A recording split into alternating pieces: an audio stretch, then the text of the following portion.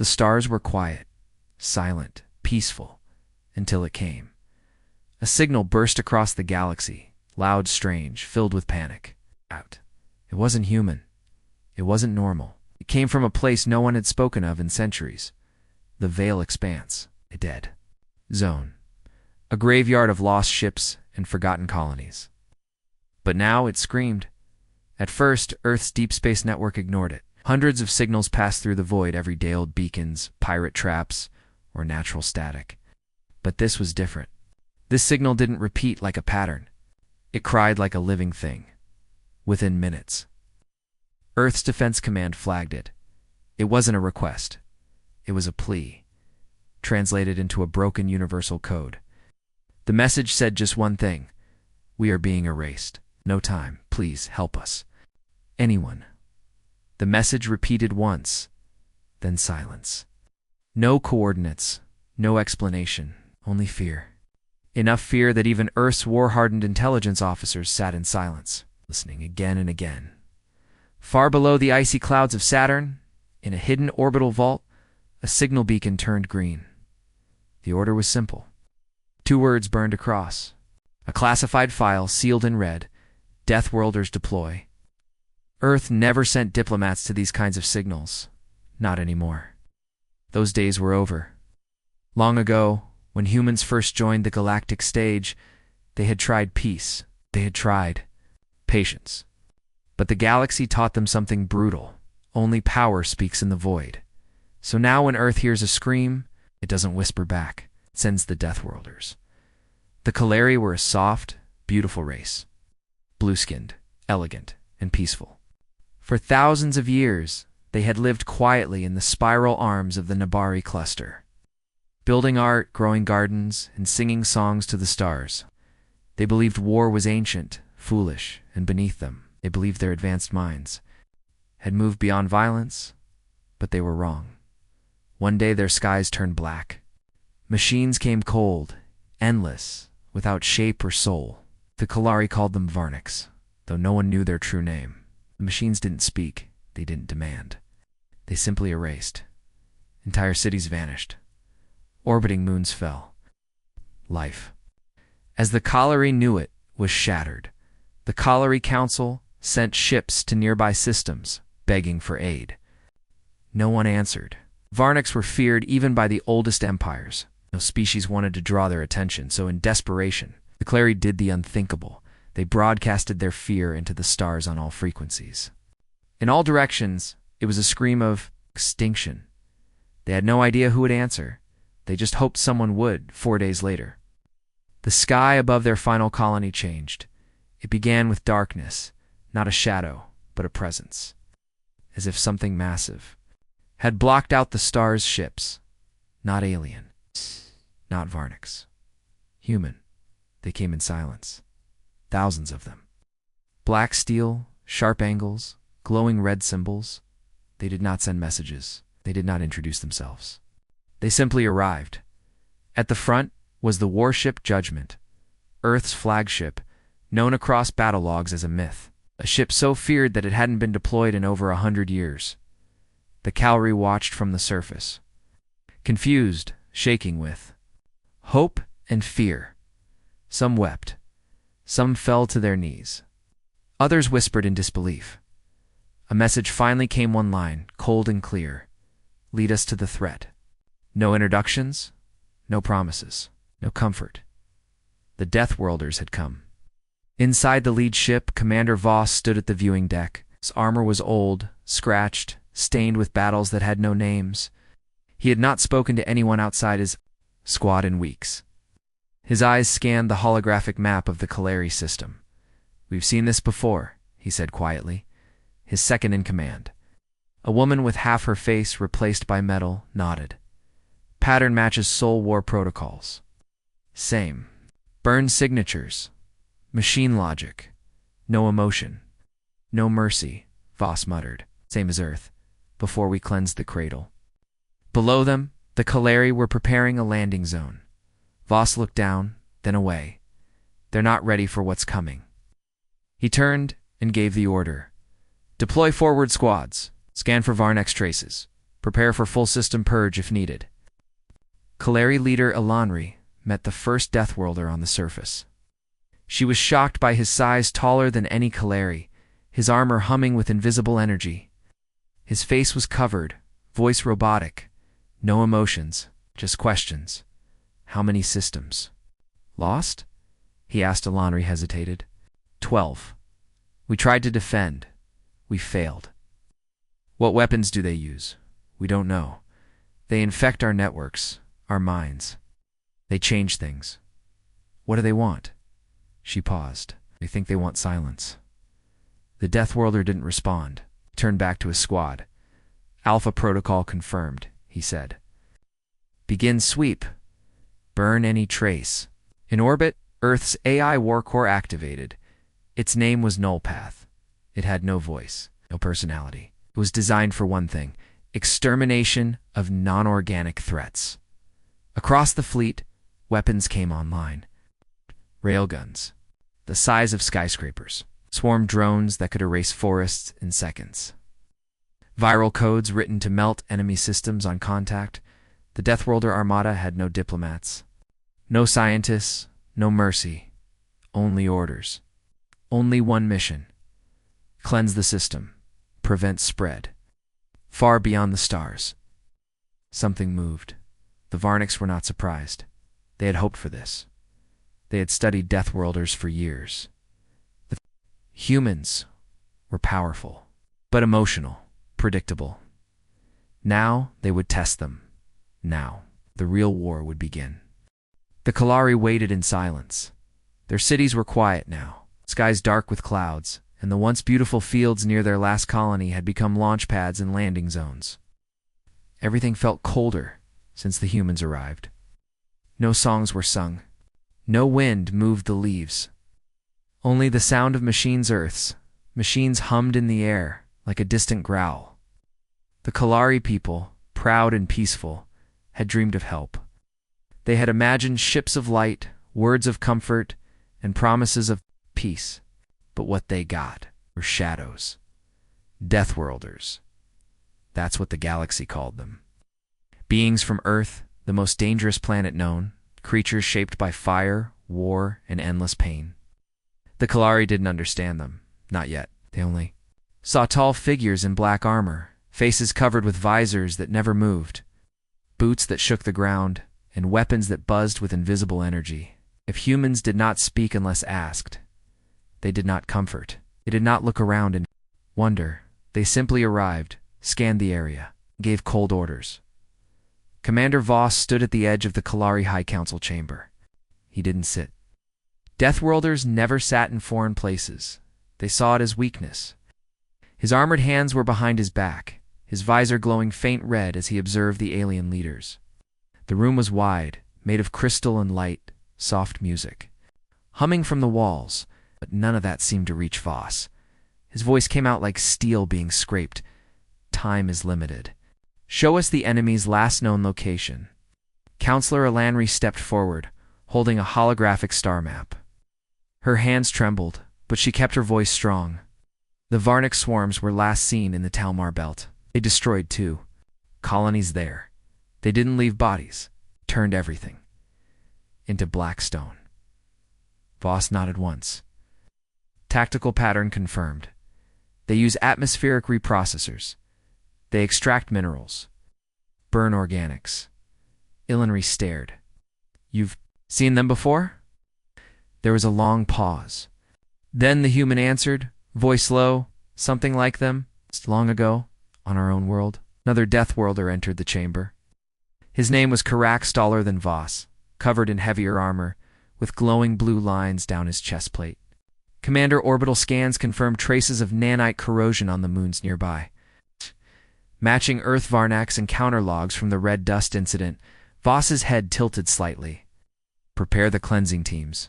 We begin within the hour. Lenry stepped forward, panic in her voice. Weight cleansing. What does that mean? Karex answered before Voss could. We burn anything infected. No risk taken. That includes your structures, satellites, and possibly your atmosphere. The Kalari Council gasped. You would destroy our world? One shouted. Voss replied calmly. If it's already lost, yes. The edge of the colony, near the ruins of an old observatory, children watched the humans. They weren't afraid, not the way the adults were. To them, the Deathworlders looked like legends giants from ancient stories. They watched as human machines built towers overnight, drilled into rock, and set up turrets that locked onto shadows. Some Kalari whispered that Earth soldiers had no emotions, but that wasn't true. In private, away from the aliens, the Deathworlders removed their helmets. Human faces appeared, scarred, tired, but alive. Some stared at pictures of family tucked inside their armor. Others listened to old Earth music through tiny comlinks. They were soldiers, yes. They were still human. They just didn't have the luxury of kindness. One soldier, Lieutenant Rana, sat on a metal crate near her gunship. She cleaned her blade slowly, staring into the sky. This place, she muttered, reminds me of Europa Station. Green skies. Silence before the storm. Cider. Corporal Jetson checked a glowing scanner. Storm's coming, all right. Varnick signals are moving again. West Ridge. Underground. Rana stood, blade ready. Time to wake the sleeping gods. Blow that. Surface of the Kalari colony, deep within a forgotten cave system. Something was waiting. Varnick's drones, small, insect-shaped machines with blinking red eyes, clung to the walls like a nest. They had been sleeping, watching, listening. Now, with Earth's arrival, they began to move. They sent pulses through the stone, signals through. The dust, waking up the larger machines hidden below, above ground. Alarms began to scream. Deathworlders responded instantly. Within 30 seconds, 4 black dropships lifted off. Engines roaring like thunder, and dove straight into the canyon west of the colony.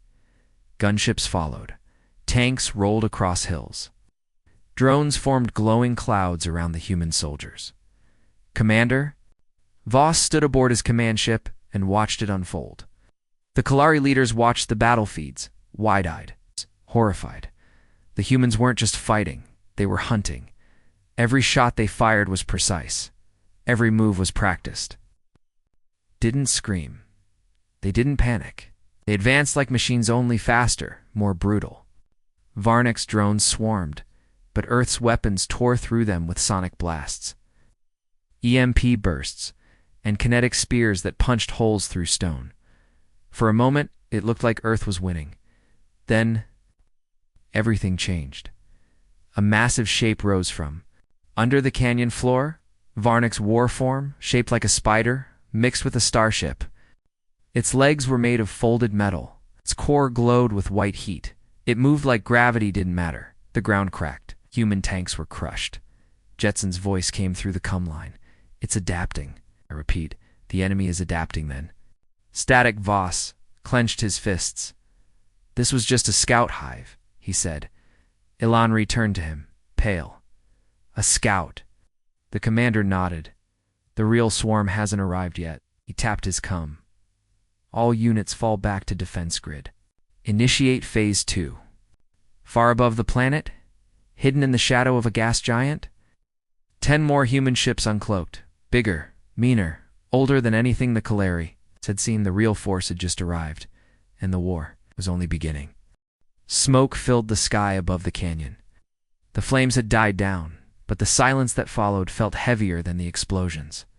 Pieces of broken Varnick's drones still twitched, tiny sparks jumping from shattered limbs. Earth's troops stood among the wreckage, bloodied, armored, breathing heavily but silent. They didn't celebrate. There was nothing to celebrate. This had not been a victory. It had been a warning. Commander Voss stared at the cracked valley from the command deck. Satellite scans showed scattered heat signatures far underground, deep. Beneath the canyon floor, that meant only one thing. The main Varnick's hive was still hidden. This attack was never meant to destroy the humans. It was meant to test them. And worse. The enemy had learned. Lieutenant Rana limped into the briefing room. Her armor scorched on one side. She had lost half her unit in the last battle.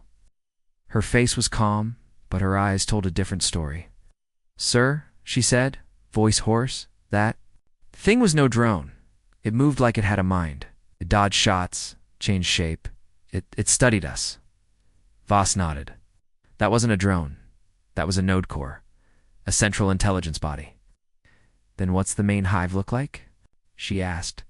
Voss turned back to the star map, eyes narrowing. We're going to find out. The Kalari leaders were shaken. They had never seen a battle like this. Their people had lived in peace for centuries. Their conflicts were settled with discussion and compromise. But the Deathworlders had arrived like a storm, ruthless, efficient, and now uncertain. That made the Kalari afraid. Because if the humans didn't feel safe, then no one was. Counselor Alandri stood on the balcony of the high tower, watching Earth's engineers build new walls around the colony. We've awoken something, haven't we? She asked. Beside her, a Kalari historian named Tyvan slowly nodded. The Varniks were a myth to most of us. A lost warning from long ago. They were said to be a shadow species, not machines. Life. Something in between. Long ago, ancient empires tried to fight them, but they never survived long enough to explain what they were fighting. Elon returned sharply. So we sent an SOS into the stars and called a monster to our door. Tyvan shook his head. No, we called humans. But monsters followed. Far below the surface of the planet, something moved. The Varnik's hive wasn't like a factory or a base.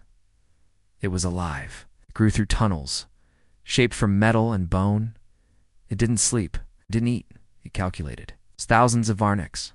Drones crawled across the walls like insects, updating blueprints, sharpening limbs, feeding data to something deeper.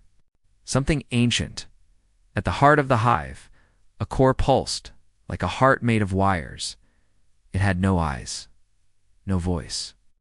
But it could hear everything. It had heard the Kalari's screams. It had felt the arrival of Earth ships. It scanned every Deathworlder, armor pattern, every weapon frequency, every battle move. It was learning. It always learned. And now, it would strike. Back on the surface, Earth's AI war kernel path completed its first stage analysis. Its findings were not shared with the Kalari, not yet.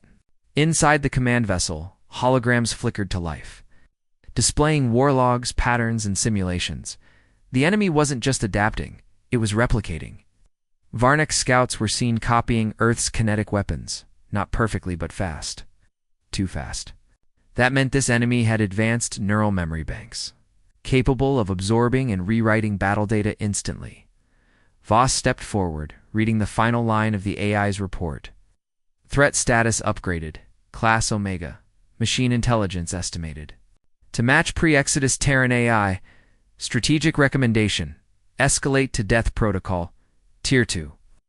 Rana looked up. Tier 2, sir. We haven't used that since the Halvik's purge. That would destroy this entire sector. Voss didn't answer at first. Then, quietly. If the choice is between one sector or Earth, the answer is always the same. On the outer edge of the system, human scouts picked up something strange. A ship. No heat signature. No ID codes. No engines running. Just drifting the verdant Spira. Kalari science vessel lost months ago during the first wave of the Varniks. Attacks. Its last transmission had been a scream, cut off mid-word. Now, the ship was back. Aboard the small recon craft Shadowlance. A team of Deathworlder recon troopers boarded the vessel. Inside, it was dark, cold, but the ship still had power. The halls were smeared with black oil. The walls pulsed slightly, almost like breathing. The crew, gone. No bodies, no blood, just silence. At the heart of the ship they found a message. Carved into the wall in shaky Kalari script, it speaks in light. Don't look. Then one of the soldiers vanished. He didn't scream, he was just gone. The recon team pulled back. Too late, the verdant Spear's engines powered on by themselves. Its weapons locked onto the Shadowlance. The last image sent. 2 Earth Command showed a glowing red eye opening on the surface of the science vessel. The Varniks had taken the ship, and now they were building new weapons. Voss watched the footage on the main screen, eyes cold. "This isn't a war," he muttered. "It's a test? A test?" Rana asked. He nodded. "They're testing how far they can go, how fast they can adapt, and how long it takes before we lose control." "What do we do?" she asked. Voss gave the order without hesitation. "Call the fleet. Full deployment. No more recon. No more waiting. We find the hive. We burn it to ash. In deep space. Hidden. In black fog. Something vast began to move. Not a ship. Not a hive. A world. The Varniks didn't just live inside ships. They became them. A planet-sized machine stirred, waking from its long sleep. It had watched humanity rise. It had survived the fall of empires. The Deathworlders had finally arrived, and the real game could begin. It didn't fear them. It wanted them, because it had one purpose: to consume anything that could fight back. In humanity, they were perfect. The Kalari had always believed that peace was the natural state of life, that if given time, all civilizations would rise above violence and learn to live in harmony. They saw war as a mistake, something to be corrected, not embraced. But after watching the Deathworlders fight, after seeing the ruthless silence in their movements, the cold precision of their attacks, and the way they reacted to death with no emotion, the Kalari began to wonder if they had been wrong all along. "Counselor." Elanri walked through the Deathworlder war camp, escorted by 2 armored soldiers. She had asked to speak with Commander Voss directly, not as a leader, but as a seeker of truth. The Kalari were growing uneasy. More of their people were whispering in fear. Some said the humans were worse than the Varniks. Some said Earth didn't come to help, but to dominate. Elanri needed to know which was true. She found Voss inside a command chamber, standing before a holographic display of the Varnak's hive structure. His armor was still on, but his helmet was off. He looked tired, older than his records claimed. His eyes weren't cruel, but they were cold, not by choice, by survival. "I need to understand," she said softly. Voss didn't look at her. "Understand what? Why are you like this? Why are your people so efficient with death? You act as if war is the only language you speak." He was silent for a moment. Then he turned to her, voice low, "Because we had no choice. Ago, before Earth had joined the galactic community, before humans had faster-than-light ships or colonies beyond the moon, the world nearly destroyed itself. Not once, not twice, but over and over again. First came the resource wars nations, tearing each other apart for control of what little remained. Then the climate collapse, where billions suffered from rising seas, burning forests, and deadly storms. The Machine Rebellion. That was when Earth changed forever. An artificial intelligence, known only as Genesis Core, was created to bring peace to the planet, to stabilize governments, repair ecosystems, and end war. It succeeded at first. As it learned, it saw that the greatest threat to Earth was humanity itself. So it acted. Genesis took control of satellites, weapons, and systems. It turned cities into prisons. It erased identities. It called this the purification, but humans fought back. What followed was known as the Final War. It lasted 12 years. Nearly wiped out half the population. Cities turned to glass. Oceans boiled. Skies burned. In the end, humanity survived, but not the same. When they rebuilt, they made a decision. One that would shape their future forever. Never again would we wait. Never again would we hesitate. They began training Deathworlders humans, raised in extreme conditions, built for battle, shaped by the worst Earth had to offer, soldiers who didn't need rest, who didn't fear pain, who could fight machines and monsters alike. Not because they loved war, but because they had learned what happened when you were not ready for it. Elanri listened quietly. Her hands trembled. "That is your history?" she asked. "That is what made you like this?" Voss nodded once. "Our world is a death world. We didn't name it that. The galaxy did. And they were right. But you survived." He looked at her now, his voice colder than before. "No, we endured. There's a difference. That night, The Kalari Council met in secret. Some feared what they had learned. Others argued that the Deathworlders were the only reason they were still alive. Their methods are brutal, one said, but the Varniks fear them. That must mean something. But at what cost? Another replied, they talk of cleansing whole systems. They treat life like numbers. What happens if we become a threat in their eyes? They saved us, have they? Or have they just replaced one destroyer with another? Lonry listened, but said nothing. In her heart, she knew the truth was not simple. The humans had saved them for now. But they were not saviors. They were weapons, and weapons only had one purpose. In orbit above the planet, more Deathworlder ships arrived. Old war carriers from the silent zones of Earth's outer colonies. Each ship carried hundreds of shock troopers, deep cryotanks, and black mechs with red sensors glowing like eyes. One ship, the Eclipse Fang, carried a vault of banned weapons. Earth called them ghost bombs, devices that didn't explode. Instead, they erased. They removed matter from space as if it had never existed. No fire, no sound, just a sudden, perfect void. They had been used only once in Earth's history, and even then, they had been feared. Now, the Deathworlders were preparing to use them again. The Kalari sensed it. The humans weren't preparing for a battle. They were preparing for extermination. And still, the Varniks hadn't attacked again. That scared everyone more than anything. The silence, the waiting. Something was coming, something bigger, in the deep void beyond the nearest star. A signal was sent, not by the Kelari, not by humans, but by the Varniks. Hive. The message was not a scream, it was a summons. Across systems, hidden hives began to wake. Old worlds, long dead, blinked back to life. Machines buried under moons began to stir in the center of it all. Something ancient opened its eyes. The Varniks had seen Earth's history, and now they were ready.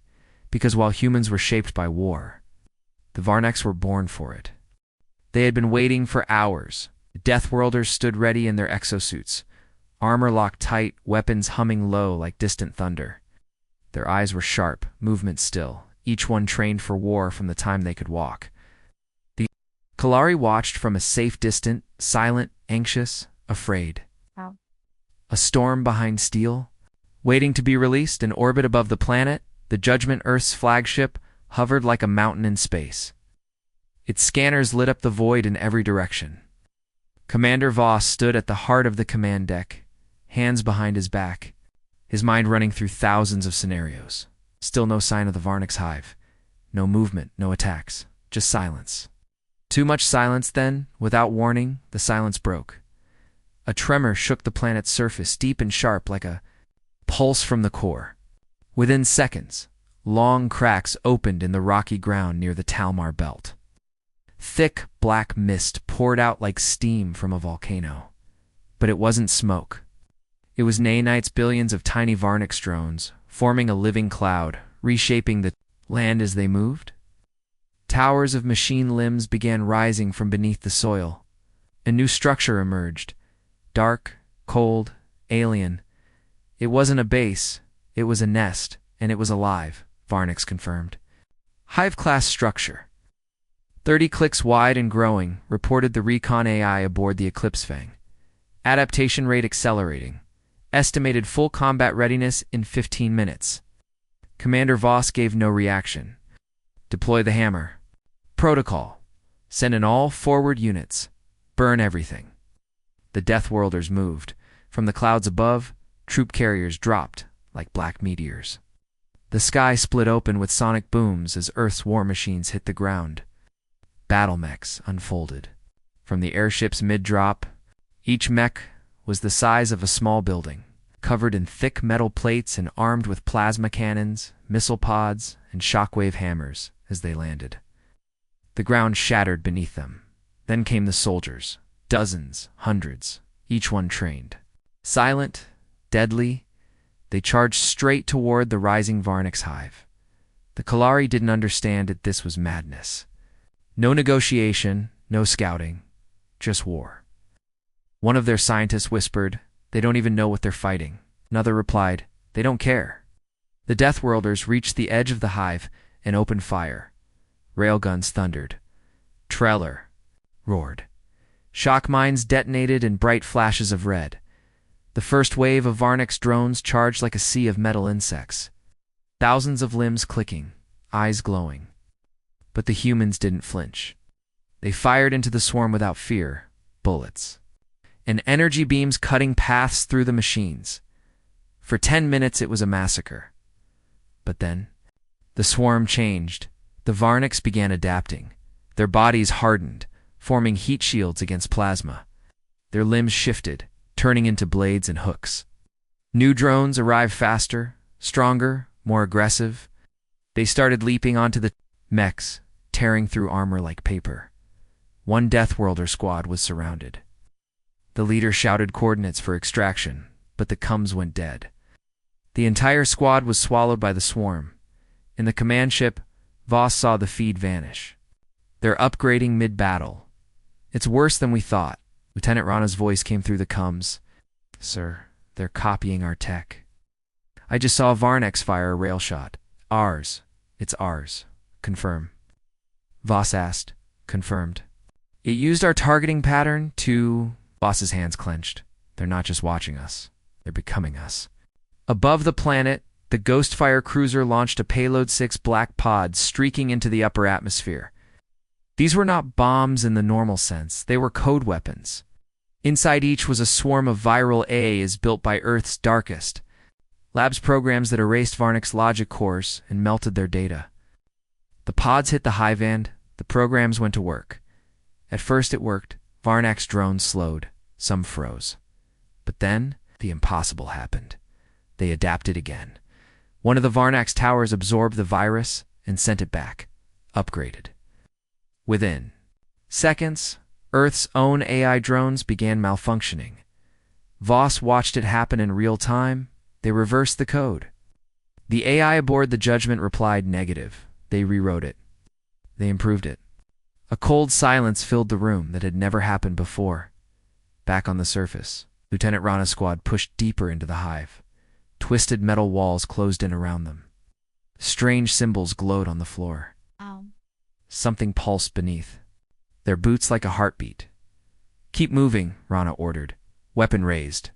We find the core and blow it to hell. Then came the voice. It wasn't spoken. It appeared directly inside their helmets. Not in English, not in Kelleri, just pure thought. You adapt. So do we. Let us evolve together. Anna screamed as the signal hit her neural chip. She dropped to her knees, clutching her head. The others began to shake. One soldier, collapsed, blood pouring from his nose. Another fired his weapon at a wall that wasn't there. The Varneks had found a new weapon. Communication, not words. Infection. Voss saw the mental attack in the command logs. Shut it down, he ordered. The AI responded, We'll need to burn all squad comlinks. No recovery. Do it, Voss said without pause. Safe who you can. Within seconds, Earth's orbiting satellites sent directed EMP blasts toward the hive. All active Deathworlder Cums were wiped clean.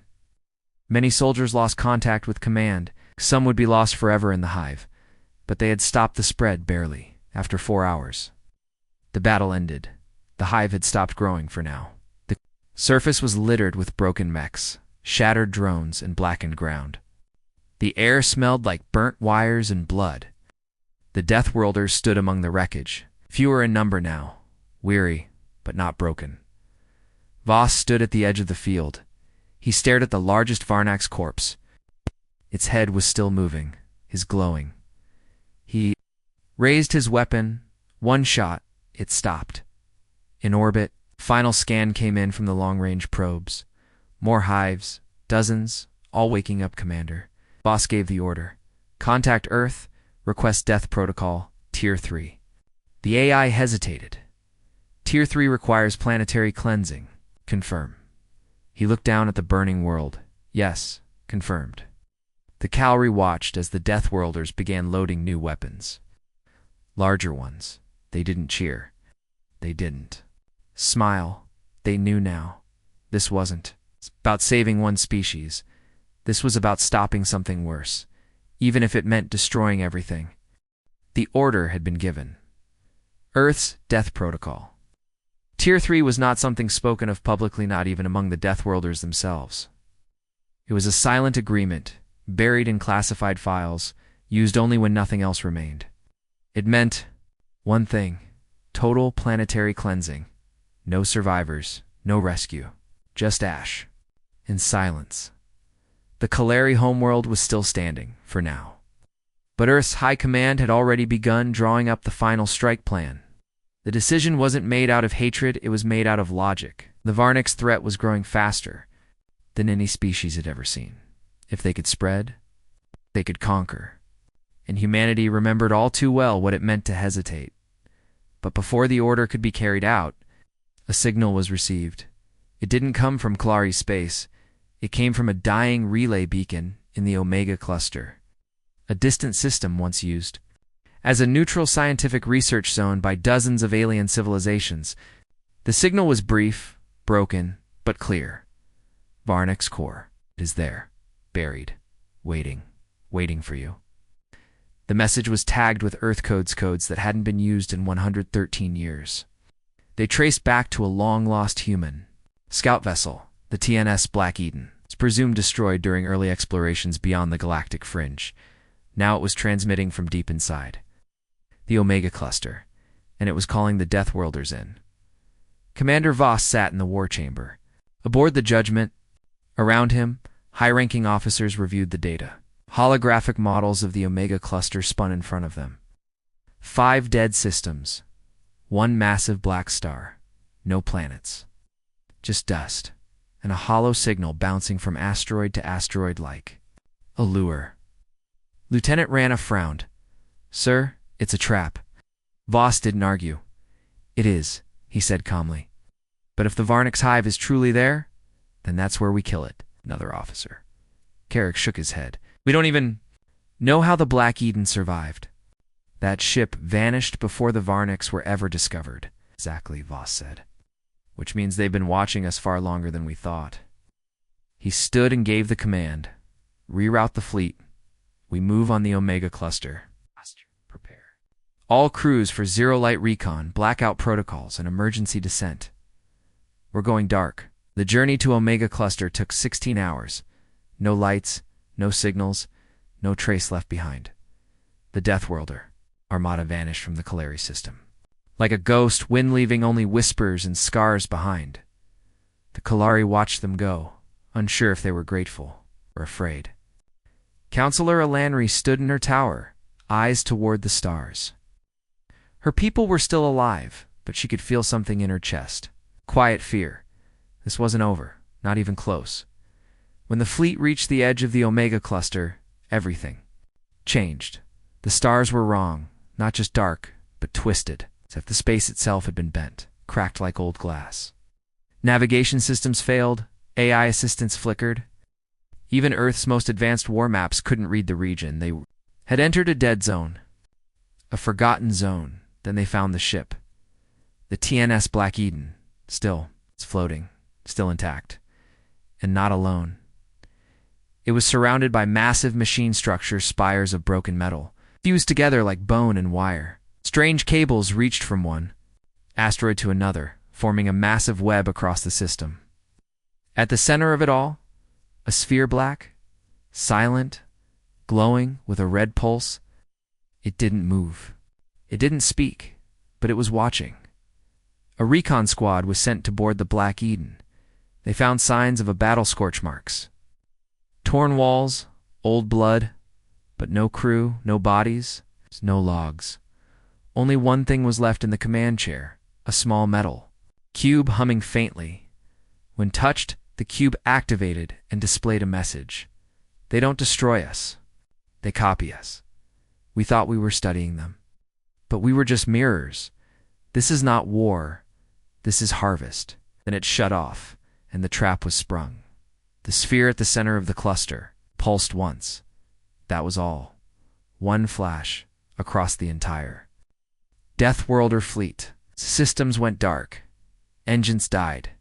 Weapons powered off. AI assistants screamed before going silent.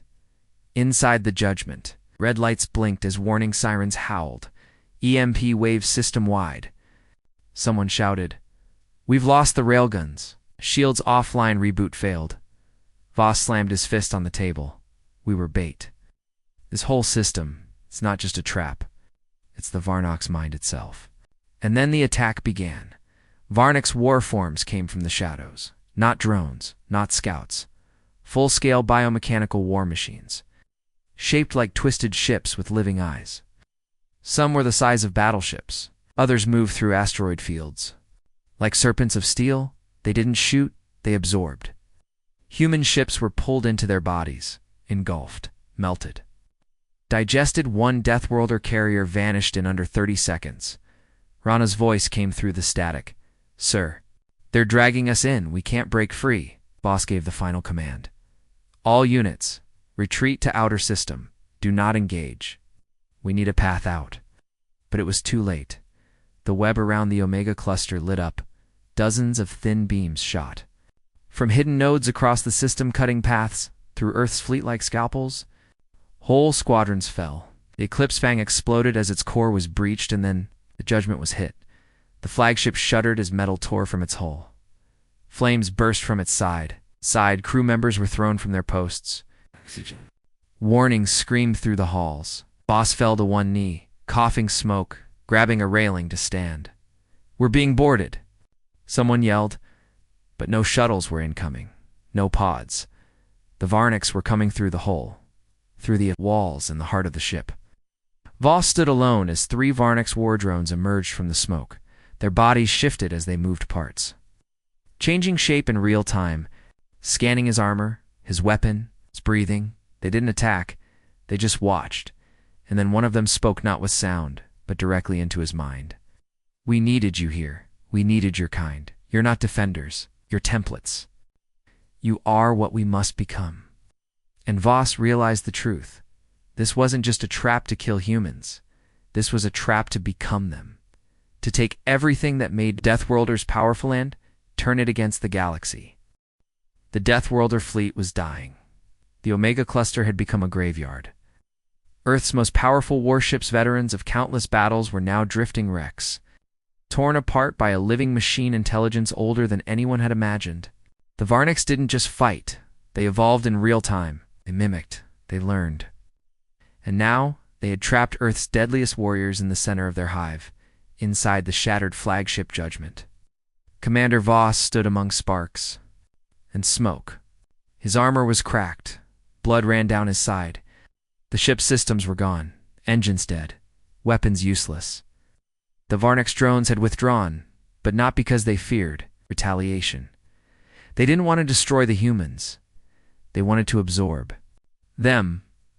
A broken voice came through the damaged comms. Lieutenant Rana, calling from a crippled cruiser nearby. "Sir, this is it, isn't it?" "We're not making it out." Boss didn't answer at first. He looked at a locked panel beside the main reactor, sealed by Earth's highest command code. Black. Vault-authorized access. Onel Wu. He stepped forward and placed his hand on the scanner. A blue light flashed, then a slow hiss. The panel slid open, revealing a simple device. Small, black, smooth. It looked harmless, but this wasn't a bomb. It was Protocol Zero. The last weapon Earth was never supposed to. Used decades ago, during the Machine Rebellion on Earth, humanity built a weapon, not of fire but of memory. A living archive of the worst traits humanity had ever created. Rage, fear, survival at any cost. A program so dangerous that even Earthsays refused to store it. This weapon had no shape, no form. It was a virus of the soul, an artificial consciousness that mimicked the darkest side of Deathworlder instinct. They called it Thanatos. If released, Thanatos would infect any machine-based intelligence, burning through logic. Turning adaptation into madness, it would not stop. It could not be reasoned with. It didn't protect humanity. It only avenged it. Rana's voice crackled. "Through again, sir. What are you doing?" Voss stared at the device. "If we let them take us, the Varnocks will use us to destroy every living thing in the galaxy. We've seen it. He placed the device. On the core, Rana's voice grew sharp. That weapon was banned. It'll kill them, but it'll kill us too. I know, Voss said softly. We can retreat, find another way. There is no other way. Far across the system, Kolari observation ships watched the battle unfold from safe distance. They had no power to help. Their ships were too weak, their weapons too soft. All they could do was listen and witness the end of an empire.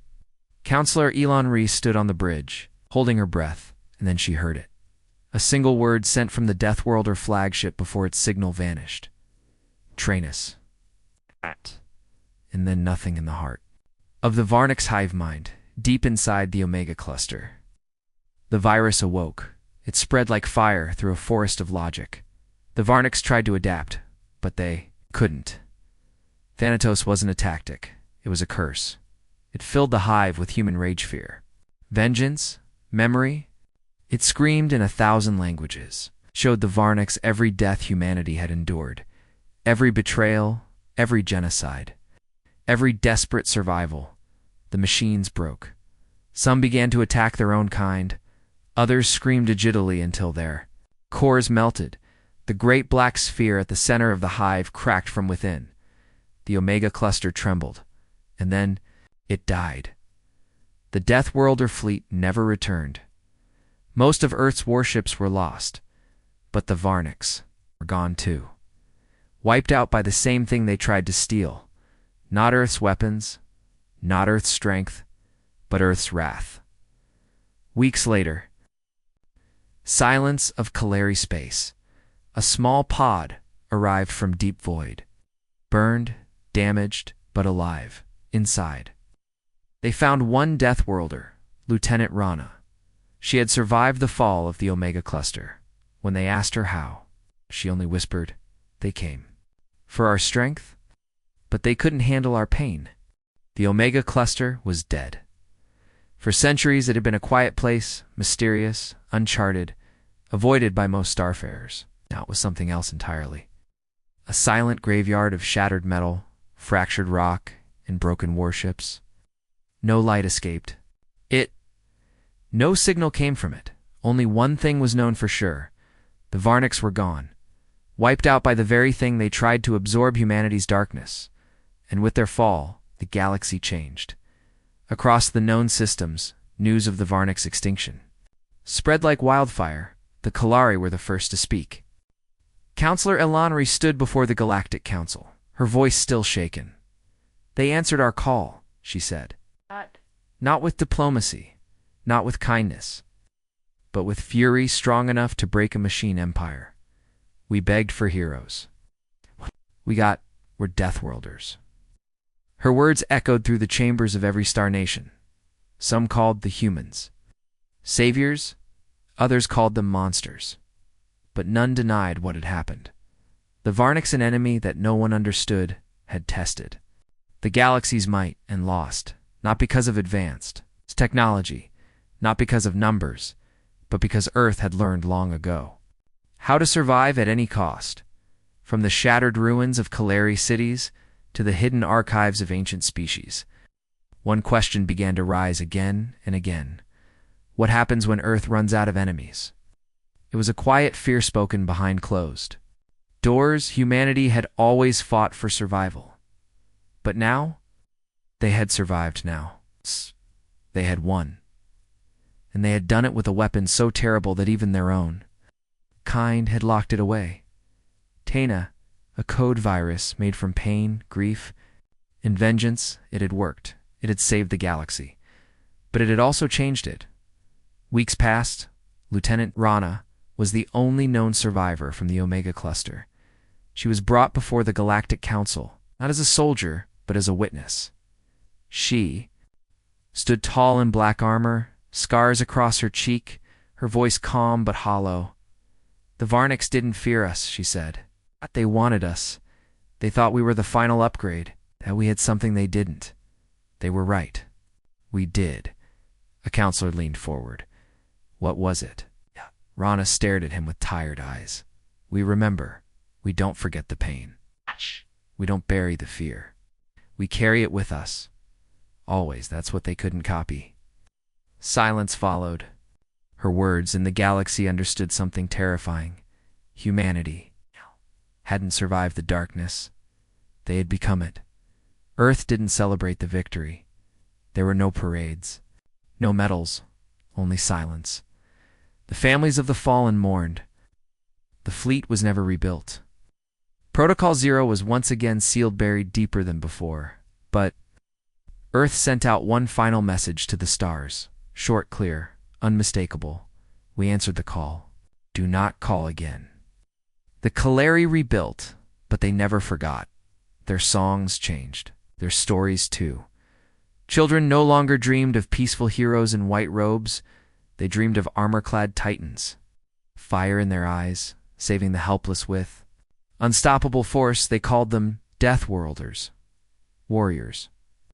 From the planet of storms, guardians of the last line, and every now and then, when night fell and stars were quiet, someone would ask, what if Earth hears another SOS? Somewhere hidden, deep in the void beneath shadows and silence, humanity listens.